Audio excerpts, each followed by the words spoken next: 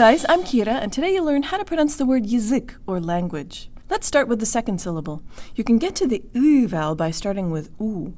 Jaw slightly forward, tip of the tongue behind the bottom teeth, lips rounded and protruded. U, u.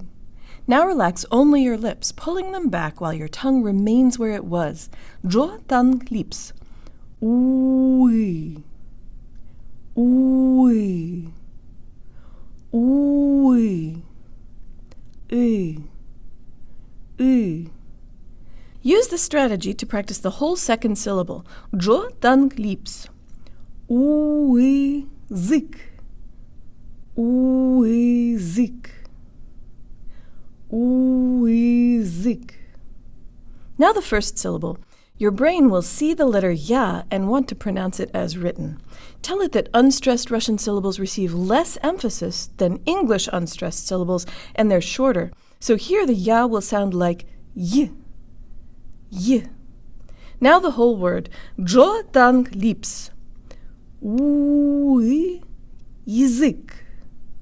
у-ы-язык,